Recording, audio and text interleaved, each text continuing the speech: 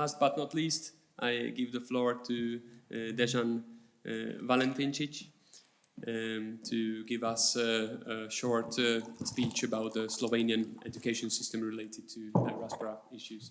Thank you. Thank you very much. Of course, first of all, thanks for organizing this conference. I am always happy to hear what other countries are doing in this field. But, at the same time, as we are trying to get new ideas, also to present maybe some of our good practices, but I won't be an advocate of Slovenia here, so I will also tell where I see the problems. As you may see, I currently serve as State Secretary at the Governmental Office for Slovenians Abroad, so we have a special ministry without portfolio for this matter, but I put a small star there because I don't want to talk as a representative of the country, of the office. I was a scholar before that. I intend to return back to this field, so I will try to present from this field. So what are the good sides, what are the problems? Maybe just to mention, I still work part-time as a professor and researcher. So before becoming State Secretary, I was head of a Slovenian branch of American Slovenian Education Foundation, which is an organization that connects scientists, especially from Slovenian origin that work abroad. I will talk more about this later. So Slovenia is a small country. We have about 2 million population, and about 500,000 is diaspora is estimated. So we had 3 major immigration flows. First, before the First World War, the second before both wars, and the third one after the Second World War.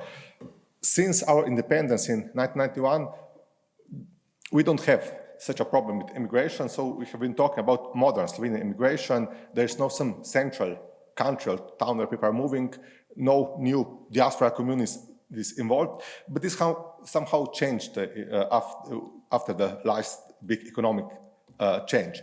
So when we talk about Slovenia's policies towards Slovenians abroad, we differ between our autonomous Slovenian minorities that live in Italy, Austria, Hungary, and Croatia, and about our immigrants, which we call diaspora. Our governmental office has yearly budget about 10 million euro. About 8 million is for autonomous minorities, less than 1 million for diaspora, and about 1 million for the Slovenian language teaching abroad. So 80% of the money goes to the minorities, but I will say from the inner experience from the ministry, 80% of the budget, but at least 90% of the time and the attention, because of course they are just next to the borders. There are always some political problems, some, I don't know, something's going wrong. But today I'm going to talk about the other, so about diaspora, not about our minorities. So as you may imagine, in the time of Yugoslavia, of course, the country had very selective relation towards diaspora. So those who were in favor of the communist regime were friends, others, of course, they didn't exist. So this changed in 1990 when we got the first democratic government. This was still part of Yugoslavia when Republic of Slovenia got its government, introduced a new minister for Slovenians abroad, and actually Slovenians around the world helped a lot for our democratization and independence. So they were gathering money for the new parties. After they took power, they were lobbying for the recognition. And if you look over the world, the countries with the largest Slovenian diasporas were the first countries to recognize the independent country. And of course, at that time, people in Slovenia were very much obliged for these compatriots. And also in our constitution, we dedicated one special article to our minorities and diaspora, also saying that a special law should define relations between kin state and its diaspora.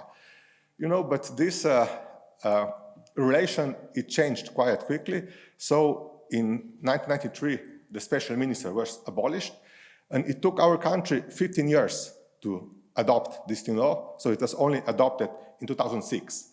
And this new law also introduced a special minister again, and then with the new government in 2008, we established this new department. Again, of course, Slovenia had some policies all the time, but if you have a minister who is present every week on the government sessions, of course, it's different dimension to achieve something.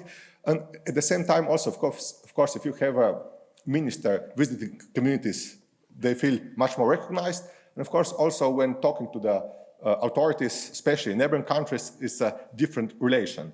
So what are some of our traditional and new policy? I'm talking about the governmental office. So as I already mentioned, of course, we have calls for financial support. We also support a lot learning of Slovenian language abroad in different systems. So for European countries, we send teachers abroad and they teach the language. For countries out of Europe, like Canada, United States, Argentina, Australia, we don't provide this because they already had their own system during the communist time, and that was they organized Saturday schools where teachers taught for free. And maybe let me give you an example from Argentina, where this system works the best. When the political refugees who came to Argentina after the Second World War, one of them, professor himself, started to organize a course, a Saturday school. And he sent a call, so who is willing to teach? But it was not, that he was looking to get teachers, but the other way. He said, okay, apply, but you can only teach under two conditions. The first condition is you can never receive any money for this, any payment. And the second condition, you are gonna be teaching also if only one child inscripts. So it's on ethic power to say so, and it works still today.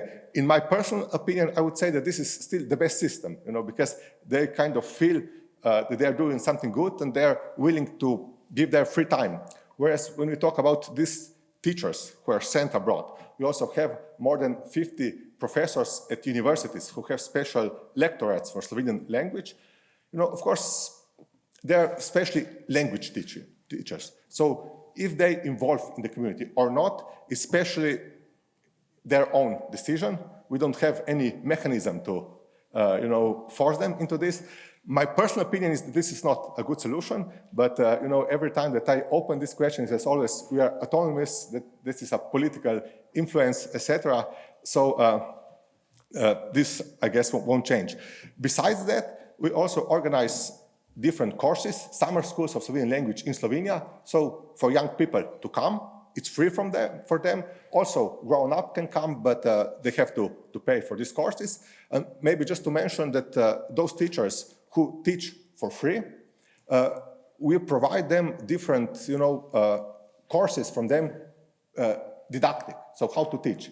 Or they can come to Slovenia for 1 week, or sometimes our teachers go to visit these communities, maybe for 1 week, and they have every afternoon a small, small lecture on this. But of course, not every year. It's, we organize this every year, but we select some of the teachers, so every couple of years you can do this. We have a law that all Slovenian faculties have to reserve some positions at universities for Slovenians abroad, so to attract them home. And also we have a special scholarship scheme, so those who are interested in studying in Slovenia, they get some fellowship. Another thing to mention also that our office has a special prize competition every year for the best thesis, bachelor's, master's, doctoral thesis on this topic. So, to encourage students in Slovenia, also abroad, to research on this topic. Of course, this is not an ideal system because at the end, you get, 2 theses from sociology, 3 from history, 1 from I don't know what. And then, of course, you have to pick a small commission and then you have to also the same price system for the bachelor's degree, for the doctoral degrees. I won't say it's perfect, but, it is something that helps. In the last years, especially in the last 2 years, since I've been serving as state secretary, so we started to introduce some new policies. One of those is that we work a lot with Slovenian archives around the world. So we have many Slovenian associations, clubs, etc., who are maybe even closing down, or maybe, fifth generation United States. No one speaks Slovenian anymore. There are minutes and from meetings 100 years ago, so they don't know what to do it. So we provide experts from Slovenian National Archives, maybe to go there to help them to edit, etc.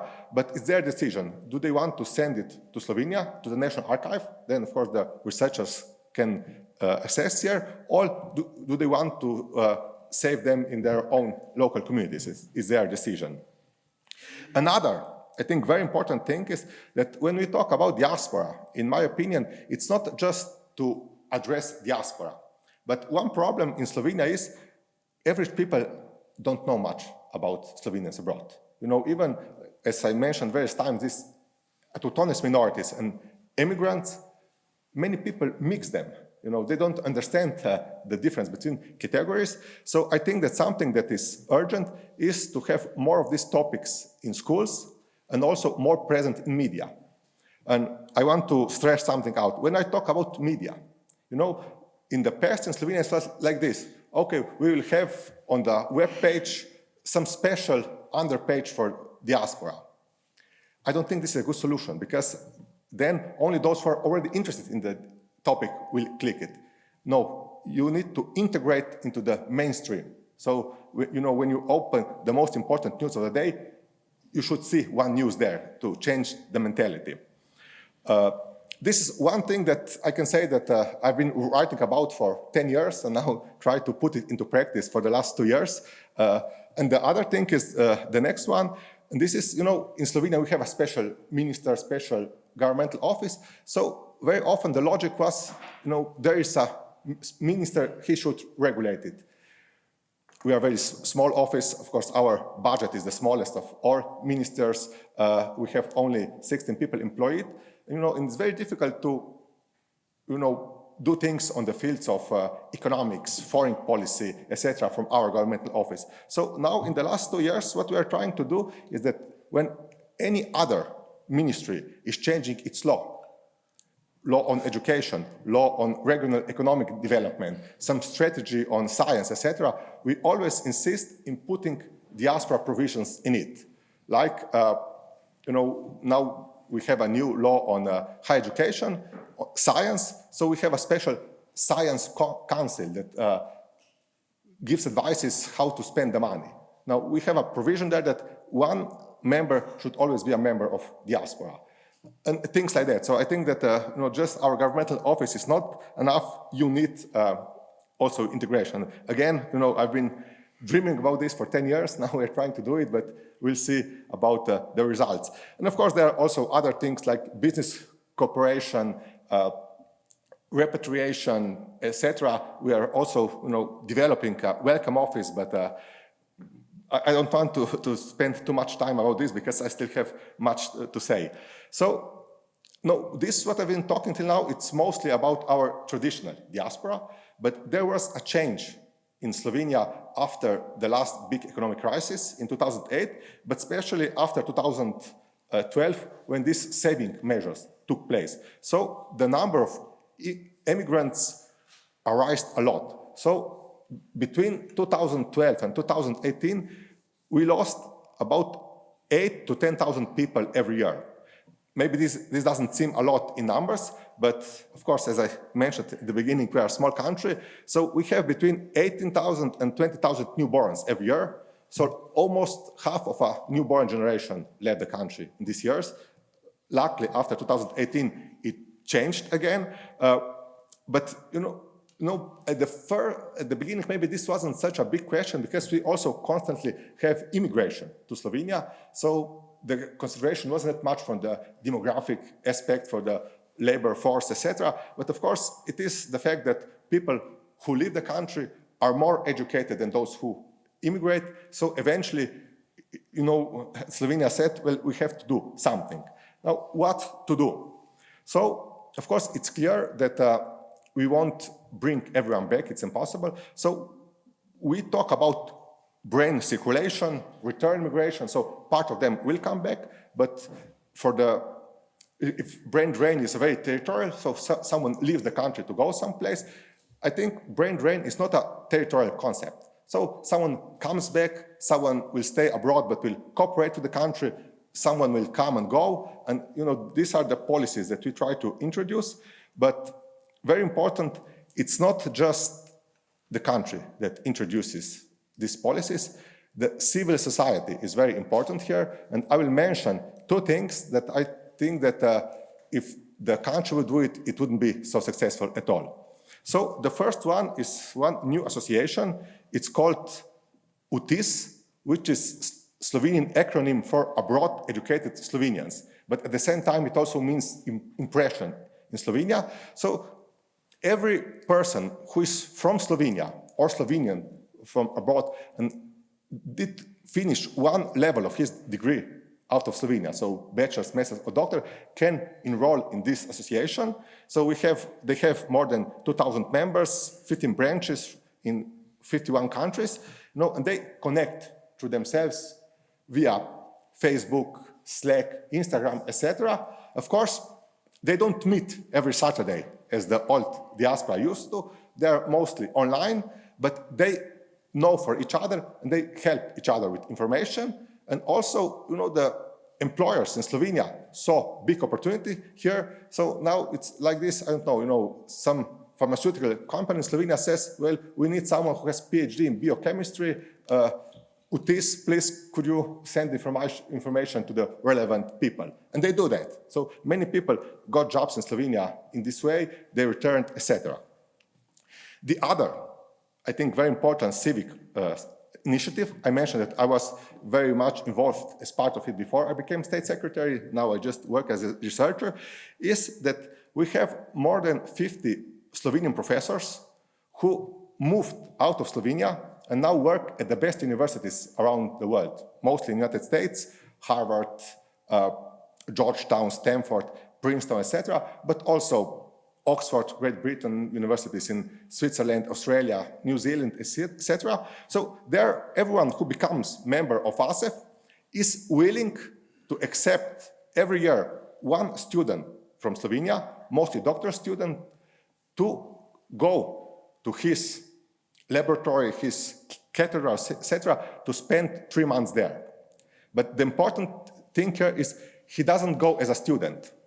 He goes as a colleague. So he has access to all colleagues, he's part of all meetings, etc.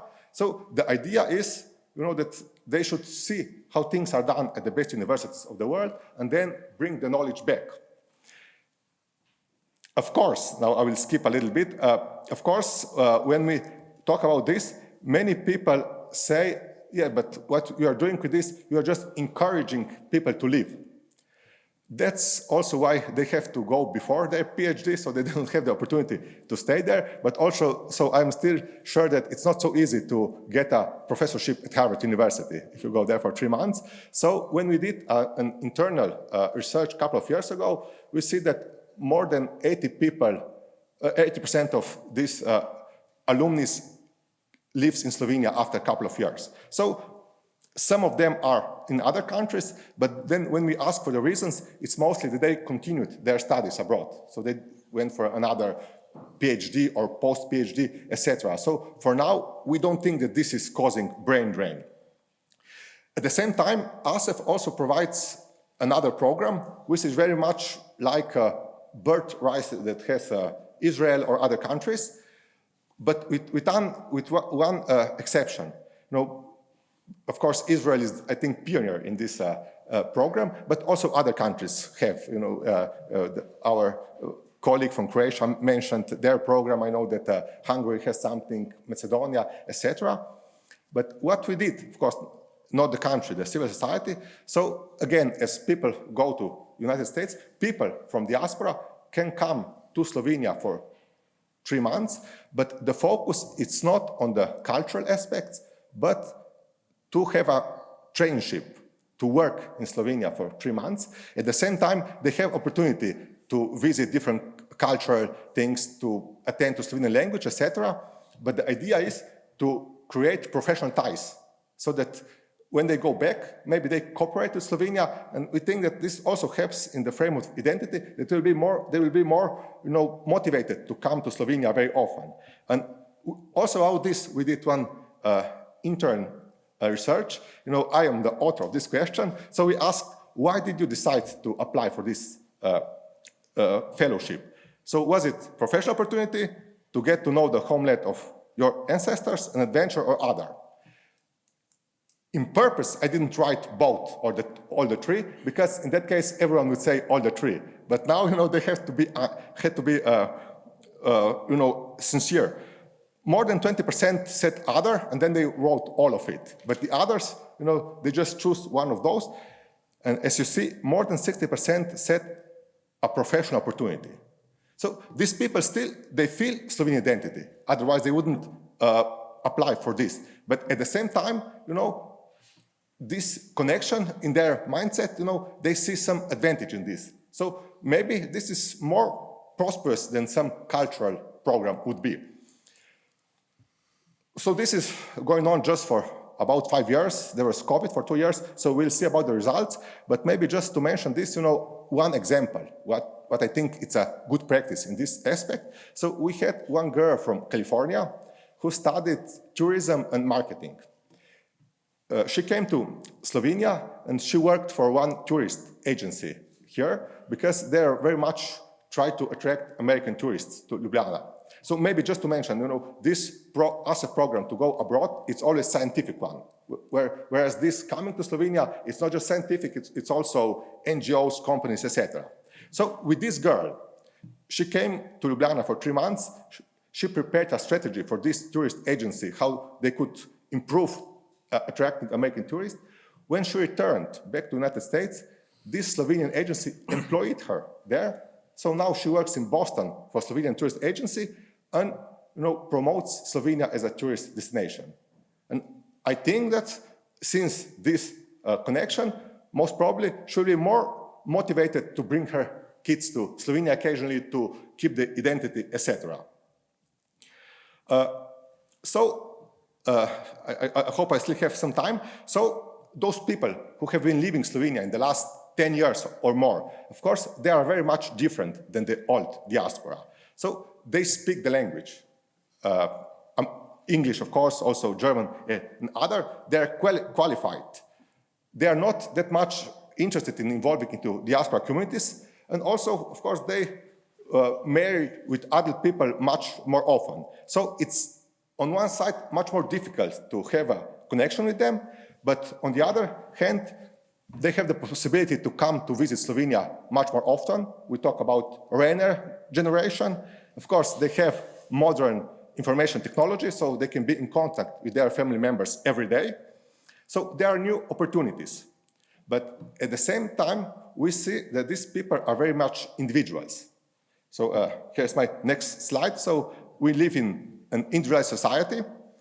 And this is, I think, one of the main questions for the future. So when I see the Slovenia diaspora policies for the last 30 years, it was almost exclusively policies towards Slovenian communities. But now we live in individualized society, so we need to establish contact to individuals. And I think this is one of the challenges for the future.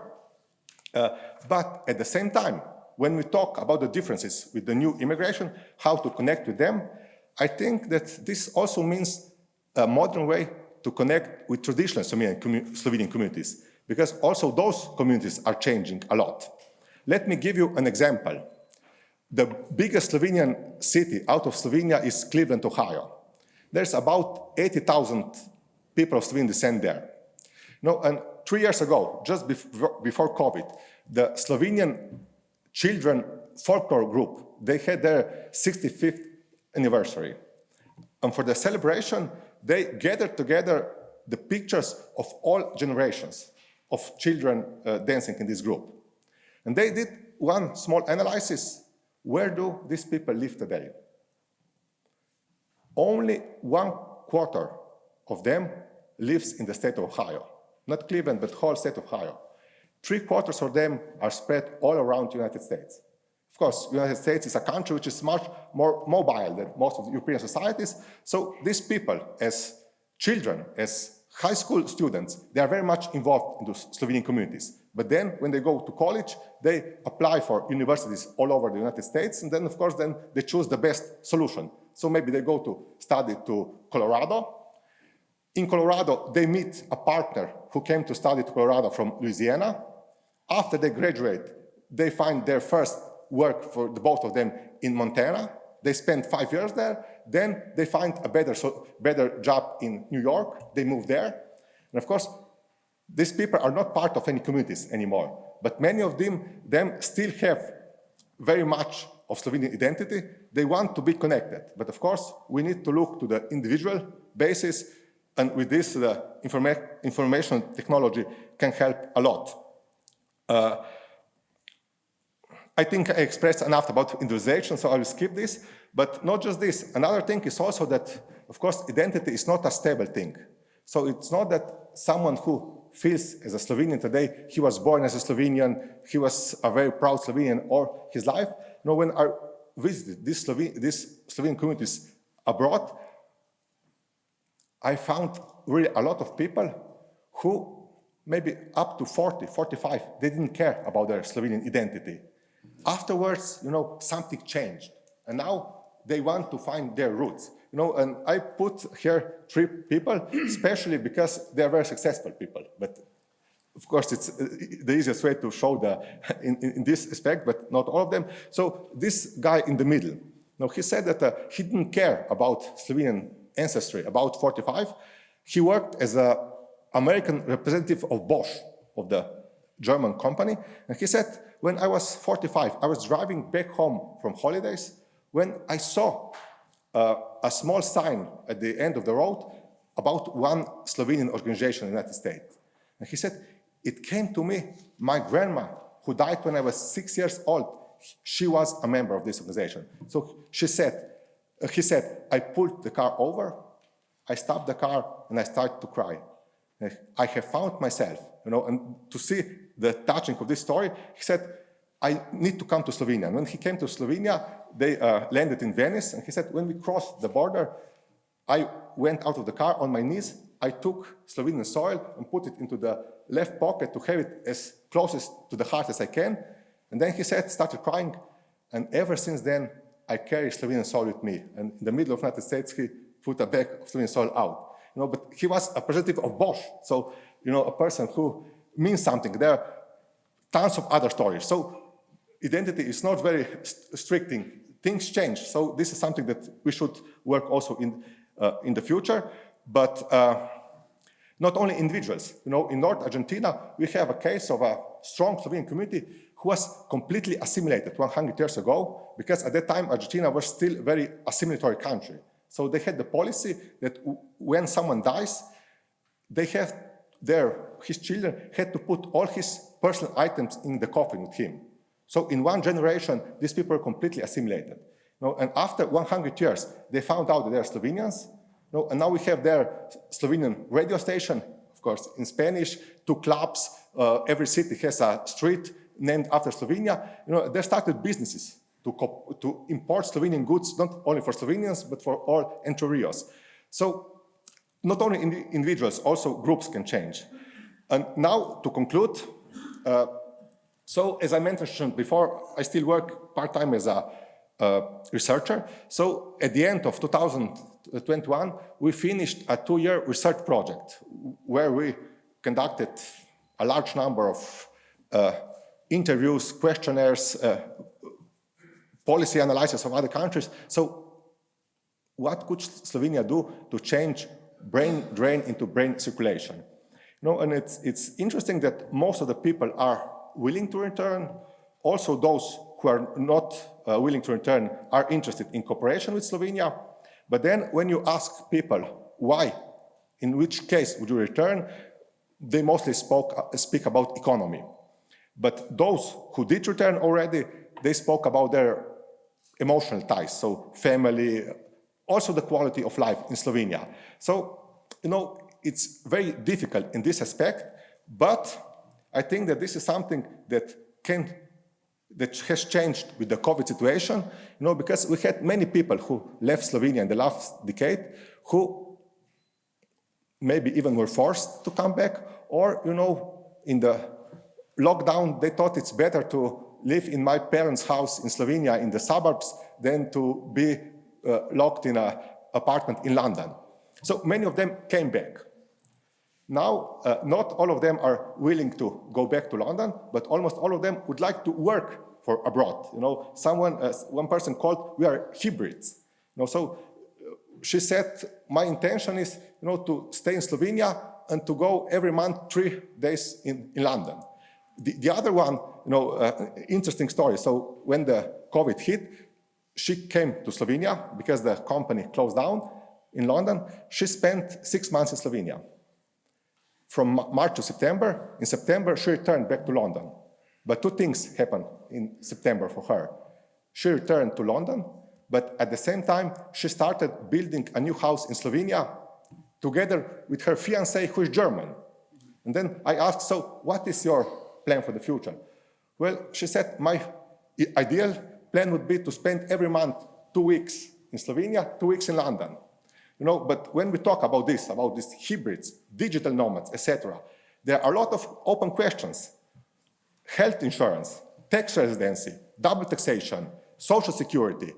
Where will they be paying this? Where will they have the rights? You know, I think that with this, what has changed with COVID, there will be countries that will be winning the situation and there will be losers of the situation because, you know, the laws will have to adapt very quickly to these new circumstances. Now, with this, I conclude. So I mentioned that we are just doing a new welcome office now in Slovenia. We already saw some good practices today. We've been talking about tax holidays, but didn't introduce them yet because, of course, many people say that it's too much of an advantage that someone pays less taxes just because he's willing to return. You know, but we did 2 things for scientists, interesting things. So the second one, national Ecr Grants, that's something that we copied from the Czech Republic. So it is that if someone is not good enough for this million European grants, but loses just some points, Slovenia provides funding for this in case that he applies in Slovenia. And also this Aleš Develjak scheme. So now a small part of our yearly budget for new research projects is dedicated only for those from Diaspora who apply, and if they get the project, they come back. But again, they don't have to come back 100%. The minimum percentage of their employment is 40%. So they can still continue their career abroad and at the same time also work in Slovenia part-time. So this is how we understand this brain circulation. We'll see what the results will be in the future. Okay. Thank you very much. Thank you very much. I think you have presented more than one best practices on how to manage new immigration waves, interchanging different policies on remigration. I could complain also a lot, but let's leave this for another occasion. Birth Fresh program, labor integration. It's great. And actually, because of all these presentation and the best practices that these contained, I think it's very important that we write and send to each other a short paper and publish a conference book to reserve all these experiences and knowledge. So we are late, but I open for one question the presentation to the audiences. Do you have questions? If you don't have, I recommend to go and have lunch, and during the lunchtime we have keep talking to each other. Have a good meal. Jó étvágyat kívánok!